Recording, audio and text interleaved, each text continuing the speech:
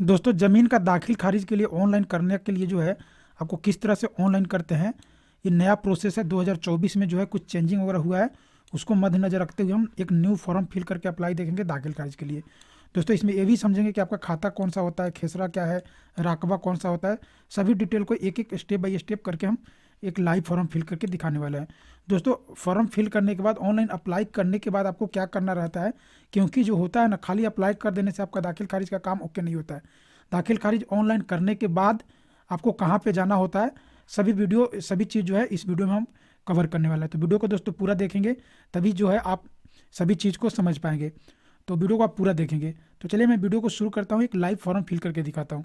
Form fill करने के लिए आप जो है अपने कंप्यूटर में कोई सा भी ब्राउज़र खोल लेंगे, गूगल या मोजिला, और यहाँ पे मैं एक न्यू टैब लेता हूँ और यहाँ पे गूगल में सिंपली आपको सर्च मारना है भूमि बिहार।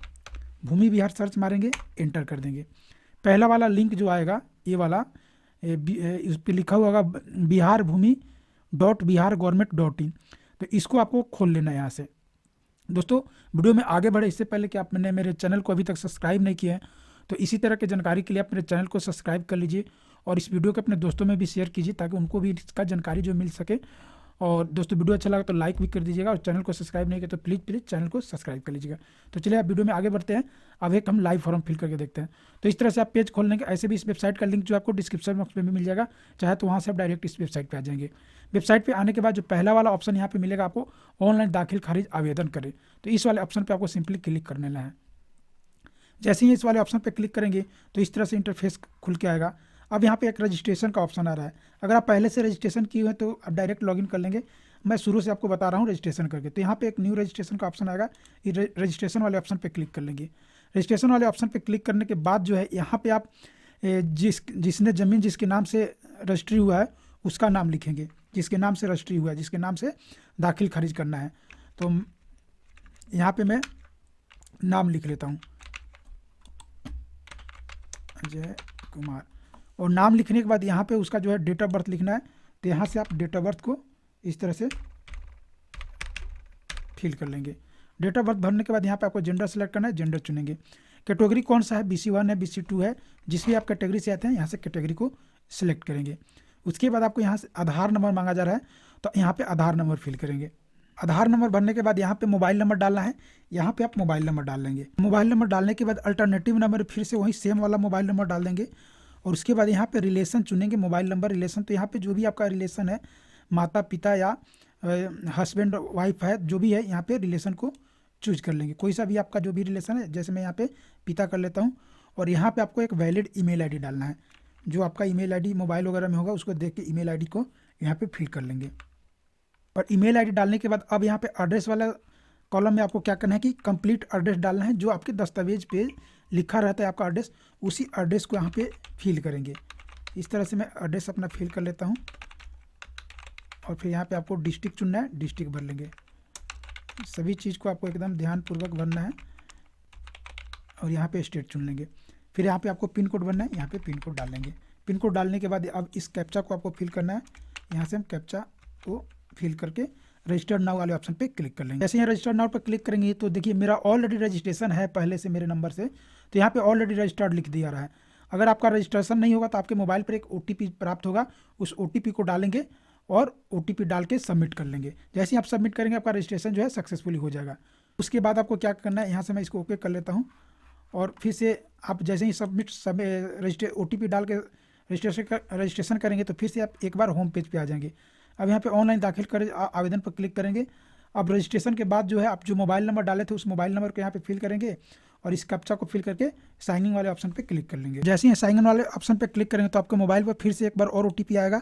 उस OTP को यहाँ पे डाल लेंगे। देखिए OTP ऊपर जो आएगा 4 डिजिट का आएगा, तो 4 डिजिट वाला आप OTP नहीं डालेंगे। आपका 6 डिजिट का जो OTP आएगा उसी मैसेज में सही से चेक करेंगे तो 6 डिजिट वाला OTP यहाँ पे डालेंगे और कन्फर्म वाले ऑप्शन पे क्लिक कर देंगे। जैसे भी OTP डाल के कन्फर्म क्लिक करेंगे तो आप लॉगिन हो जाएंगे। अब यहाँ पे एक बार फिर से ऑनलाइन दाखिल खारिज आवेदन करें वाले ऑप्शन पे आपको क्लिक कर लेना है और यहाँ पे इस तरह से आपका खुल के आएगा। अब यहाँ पे ज़िला यहाँ पे चुनना है, अपना ज़िला चुन लेंगे और कौन से ब्लॉक में आपका दाखिल खारिज करना है, कौन जो भी आपका ब्लॉक पड़ता है उस ब्लॉक को यहाँ से चुन लेंगे और यहाँ पे नया दाखिल खारिज आवेदन करे वाला ऑप्शन पे क्लिक कर लेंगे। अब जैसे ही उस पर क्लिक करेंगे तो आगे इस तरह से इंटरफेस आएगा। अब यहाँ पे आवेदन करने वाले के आवेदक के प्रकार का चयन करना है, तो यहाँ पे स्वयं आवेदक स्वयं क्रेता यहाँ पे स्वयं लिख देंगे, ठीक है। अब यहाँ पे आपका नाम जो भरा हुआ है नाम ऑटोमेटिक आ जाएगा। यहाँ पे आपको पिता का नाम भरना है, यहाँ पे पिता का नाम इस तरह से भर लेंगे। यहाँ पे आवेदक और अभिभावक के बीच में क्या संबंध है, तो जो भी आपका संबंध है, अगर आपके पति के नाम देना है तो पति का नाम डालेंगे, और पिता का नाम डालना है तो यहाँ पे पिता का नाम डालना है। अब यहाँ पे दाखिल खारिज चयन का प्रकार चुनना है। तो देखिए इसमें आपको सही से समझना है, यहाँ पे सेल परचेज यानी कि रजिस्टर्ड खरीदा हुआ ज़मीन है, सेल किया हुआ है, खरीदे हैं, तो यहाँ पे सेल परचेज सेलेक्ट करेंगे। अगर आप बदलाइन का ज़मीन लिए हैं, अदलाइन बदलाइन जो बोलते हैं ना, अगर बदलाइन का ज़मीन है तो एक्सचेंज करेंगे। अगर कोई आपको दान में दिया है, गिफ्ट में लिए हुए हैं, तो यहाँ पे गिफ्ट लिखेंगे। अगर बंटवारा का है तो पार्टीशन लिखेंगे। अगर उत्तराधिकारी है, अगर आपके माता पिता के नाम से ज़मीन है और उसको अपने नाम से जो है दाखिल खारिज कराना चाह रहे हैं, तो यहाँ पे सक्सेशन जो होता है ये वाला ऑप्शन सेलेक्ट करेंगे। तो यहाँ पे सब अलग अलग ऑप्शन दिया है। मेरा सेल खरीदा हुआ ज़मीन है तो हम यहाँ पे सेल परचेज वाले पे क्लिक कर लेंगे। उसके बाद अब यहाँ पे एड्रेस मेरा ऑटोमेटिक फिल रहेगा। यहाँ पे चूज करने के बाद सेव यहाँ पे जो है परमानेंट एड्रेस और क्या है कि प्रेजेंट और परमानेंट एड्रेस दोनों सेम है, तो यहाँ पे क्लिक लगा देंगे तो परमानेंट और प्रेजेंट एड्रेस दोनों सेम ऑटोमेटिक फिल हो जाएगा। अब सेव एंड नेक्स्ट वाले ऑप्शन पे क्लिक कर लेंगे। आगे इस तरह का इंटरफेस आएगा। अब यहाँ पे देखिए डीड नंबर मांगा जा रहा है, तो डीड नंबर देखिए मैं दस्तावेज में आपको दिखा दे रहा हूँ कहाँ पे होता है। एक तो यहाँ पे डीड नंबर लिखा रहता है, देखिए यहाँ पे, और दूसरा आपको यहाँ पे भी आपको डीड नंबर लिखा रहता है। देखिए यहाँ पे दस्तावेज संख्या बोले या डीड नंबर, तो यहाँ से आपको डीड नंबर आपको फिल कर लेना है। तो मैं यहाँ पे डीड नंबर फिल कर लेता हूँ, और उसके बाद डीड का जो रजिस्ट्री डेट है, आपका कब रजिस्ट्री हुआ है, तो यहाँ पे देखिए आपका डीड का रजिस्ट्री डेट दिया हुआ है। यहाँ से डीड का रजिस्ट्री डेट जो है यहाँ पे भर लेंगे। उसके बाद जो है आपका अमाउंट कितना है, डीड में अमाउंट कितना भरा हुआ है, तो यहाँ पे देखिए मैं आगे बढ़ा के आपको बता दे रहा हूँ कि इसमें अमाउंट कहाँ पे डाला रहता है। तो देखिए यहाँ पे अमाउंट जो है ज़मीन का मूल्य जो है यहाँ पे डाला हुआ है, तो यहाँ से उसको फिल कर लेंगे।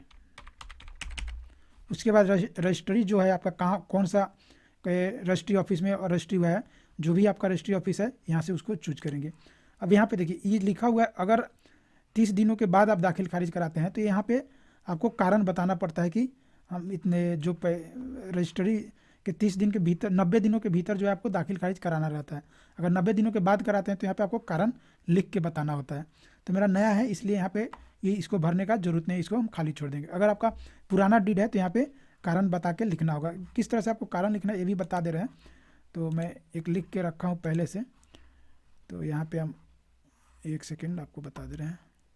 ज़मीन तो इस तरह से लिख देंगे, सर मैं बिहार से बाहर रहकर मजदूरी करता हूँ और घर पे नहीं रहता हूँ, इस वजह से मेरा दाखिल खारिज अभी तक नहीं हुआ था, अतः श्रीमान से निवेदन है कि मेरे ज़मीन का दाखिल खारिज किया, जिसके लिए मैं श्रीमान का सदा आभारी रहूँगा या रहूँगी। इस तरह से आपको एक मैटर उसमें टाइप कर लेना है और उसको जो है उसमें लिख लेना है।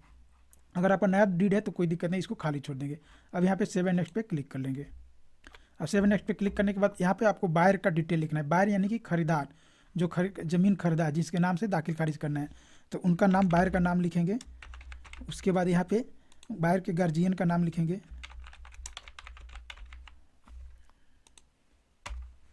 यहाँ पे रिलेशन चुनना है कि गार्जियन से क्या संबंध है, तो यहाँ पे आपको रिलेशन जो है इस तरह से आप स्क्रॉल करके देख लेंगे, पिता। उसके बाद यहाँ पे आपको कास्ट भरना है, कौन से आप कास्ट से बिलोंग करते हैं, आपका कास्ट, सभी यहाँ पे कास्ट का डिटेल है, देख रहे हैं। अगर आप में नहीं है, इसमें आपका कास्ट का नाम नहीं तो अन वाला ऑप्शन सेलेक्ट करेंगे, और नहीं तो नॉट अवेलेबल जो है इसको भी आप सेलेक्ट कर सकते हैं। तो मैं अपने कास्ट का यहाँ पे चूज कर लेता हूँ मेरा। उसके बाद जो यहाँ पे जेंडर, आपको अगर महिला का है तो यहाँ पे महिला का लिखेंगे, नहीं तो पुरुष का है तो यहाँ पे पुरुष लिखेंगे। फिर से यहाँ पे आपको मोबाइल नंबर फिल करना है, और मोबाइल नंबर भरने के बाद यहाँ पे आपको पता भरना है, आपका अपना एड्रेस जो है पूरा फिल करना है, और यहाँ पे आपको आधार नंबर डालना है। तो आधार नंबर को आप सही से डाल देंगे। अब दोस्तों यहाँ पे ऐड न्यू रो का ऑप्शन दिया, तो एक किसके लिए है, मान लीजिए कि आपका ज़मीन दो नामों से रजिस्ट्री हुआ है, तो यहाँ पे ऐड पे क्लिक करेंगे। एक ही नाम से है, मतलब खरीदार एक ही व्यक्ति है तो एक ही रहने देंगे।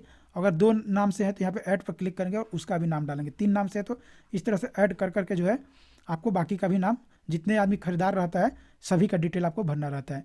मेरा एक ही नाम से है तो हम यहाँ पे ऐड नहीं करने का ज़रूरत है, यहाँ पे हम इसको डिलीट कर लेते हैं। सिर्फ आपको बताने के लिए यहाँ पे मैं उसको ऐड किया हूँ। ठीक है, अब सब ठीक है तो यहाँ पे क्या करेंगे, नेक्स्ट वाले ऑप्शन पे क्लिक कर लेंगे। अब आपको सेलर का डिटेल डालना है, जो जिससे आप ज़मीन लिए हैं, जो आपको ज़मीन बेचा है उसका नाम लिखना है। तो यहाँ पे हम सेलर का नाम इस तरह से लिख लेता हूँ। सेलर का गार्जियन का नाम लिखेंगे, यहाँ से रिलेशन चुनेंगे कि रिलेशन क्या है।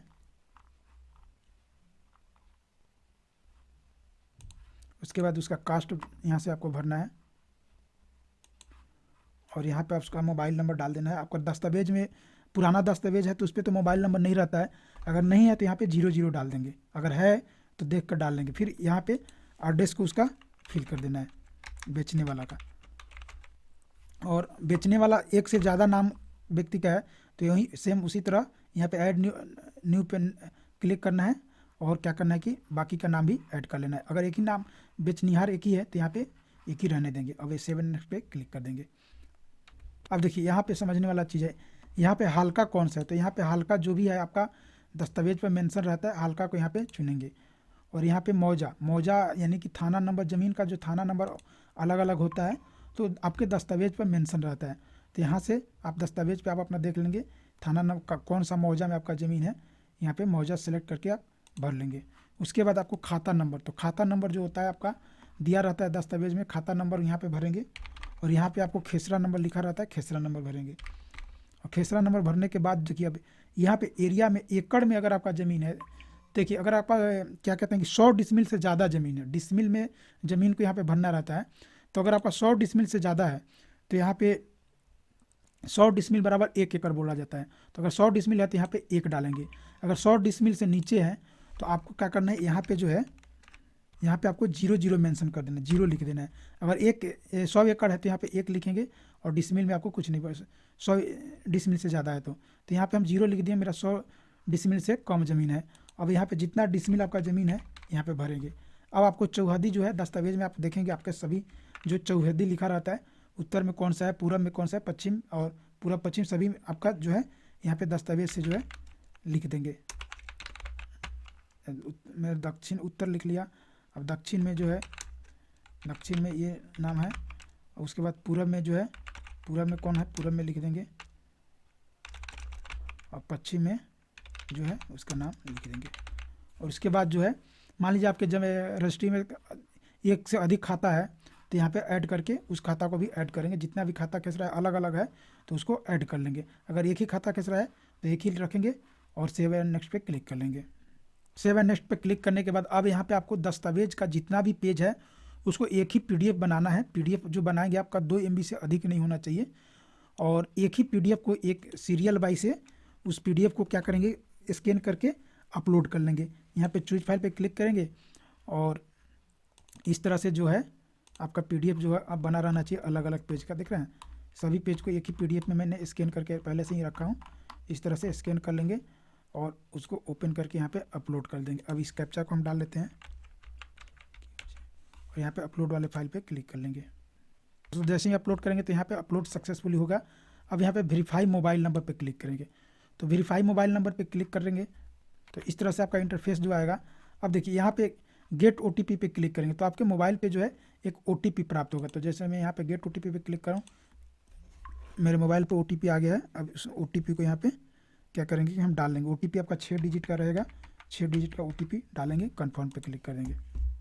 OTP वेरीफाई हो गया। फिर आपको एक बार प्रीव्यू वाले इथी पे क्लिक करना है, यहाँ पे प्रीव्यू वाले ऑप्शन पे, और फिर से एक आपके मोबाइल पे OTP जाएगा। फिर सबमिट करेंगे तो फिर से आपके मोबाइल पे OTP जाएगा। अब फिर उस मोबाइल को हम OTP को डाल के कन्फर्म एंड फाइनल सबमिट पे क्लिक कर लेते हैं। अब यहाँ पे हम OTP डाल लेते हैं एक बार। अब कन्फर्म एंड सबमिट पे क्लिक कर लेते हैं। जैसे ही कन्फर्म एंड सबमिट पे क्लिक करें तो इस तरह से जो है उसका प्रिंट रिसीविंग निकल के आएगा। अब इस रिसीविंग को क्या करना है, निकाल लेना है, प्रिंट आउट निकाल के। अब देखिए आगे आपको क्या करना है, ये तो हो गया आपका दाखिल खारिज ऑनलाइन। अब आपको इसका रिसीविंग निकाल के दस्तावेज का सभी पेज का फोटोकॉपी करके और उसके साथ एक पिनअप करके आप अपने एरिया के जो भी कर्मचारी होते हैं, आप अपने ब्लॉक में जाएंगे, कर्मचारी से मिलेंगे और इसको और अपने दस्तावेज के फोटोकॉपी को जो है उनको दे देंगे और उनसे बात करेंगे और उसको जो आगे का प्रोसेस वो करेंगे। और आपको इस प्रोसेस में आपको 10 से 15-20 दिन भी लग सकता है। उसके बाद आपका दाखिल खारिज जब हो जाता है उसके बाद जो है आपका रसीद कट जाता है। तो दोस्तों आपको वीडियो कैसा लगा आप कमेंट करके बताइए। कहीं पे भी कोई दिक्कत है आपको दाखिल खारिज या ज़मीन संबंधित तो आप कमेंट करके पूछ सकते हैं। और दोस्तों चैनल को सब्सक्राइब नहीं किए तो प्लीज़ चैनल को सब्सक्राइब कर लीजिए और इस वीडियो को अपने दोस्तों में भी शेयर कीजिए। मिलते हैं हम किसी और